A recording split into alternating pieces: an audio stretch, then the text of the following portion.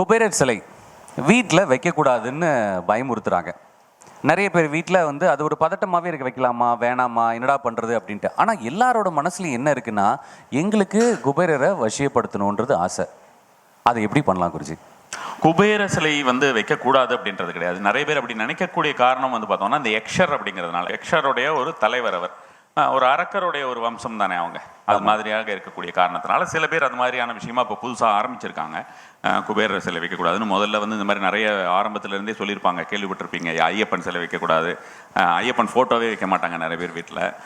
அதே மாதிரி வந்து பார்த்தோம்னா ஆஞ்சநேயர் வைக்கக்கூடாது, சிவன் வைக்கக்கூடாது, சிவலிங்கம் வீட்டில் இருக்கக்கூடாது, அப்புறம் வாராகி இருக்கக்கூடாது, இந்த மாதிரி நிறைய இருக்குது. ஸோ அந்த மாதிரி இருக்கக்கூடிய ஒரு விஷயத்தில் இப்போ குபேரனும் சேர்த்துட்டாங்க போல இருக்கு. அப்படி வைக்க வேண்டாம் அல்லது வைக்கிறதுல வந்து அவங்களுக்கு ஏதாவது டிஃபிகல்ட்டி அப்படின்ற மாதிரியாக இருக்கக்கூடியவர்கள் வைக்கிறதுனால ஒரு தவறுமே கிடையாது. திக்பாலகர், அஷ்டதிக் பாலகர்களில் வடக்கு திசையை பாதுகாப்பவர் அப்படிங்கிற மாதிரியான ஒரு விஷயமாக நம்ம வந்து குபேரரை சொல்லுவோம்.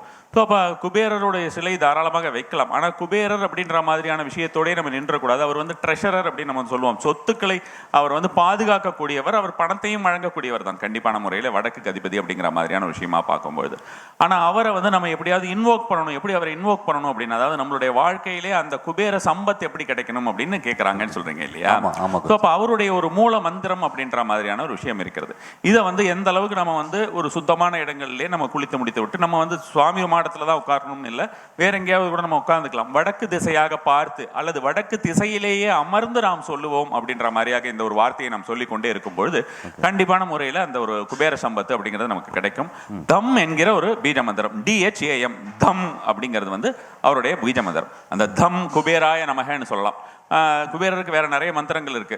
குபேராய வைஷ்ணவனாய தனதானியாதிபதியே தனதானிய சமர்த்தம் எதிஹேதாபய ஸ்வாஹா மாதிரி ஓம் குபேராய நமக இப்படிலாம் சொல்றது. ஓம் தம் அப்படிங்கிறது அவருடைய பீஜ மந்திரம். எப்படி வந்து விநாயகருக்கு வந்து இந்த க்ளௌம் அப்படிங்கிறது ஒரு பீஜ மந்திரம், கம் அப்படிங்கிறது ஒரு பீஜ மந்திரம். இதெல்லாம் எர்த் எனர்ஜி எலிமெண்ட்ல வந்து பார்த்தோம்னா நமக்கு வந்து நிலதத்துவத்தை சார்ந்தது அப்படின்றது. வாராகிக்குமே க்ளௌம் அப்படிங்கிறது தான் வந்து ஒரு முக்கியமான விஷயமாக இருக்கும்னு வச்சுக்கோங்களேன். அந்த நிலதத்துவத்தை சார்ந்தவள், ஏன்னா நிலத்துக்கு அதிபதி தானே வாராகி. அது மாதிரியாக இருக்கும்போது அந்த பீஜ மந்திரங்கள் நமக்கு வந்து ரொம்ப அதிகமாக பலன் தரும்.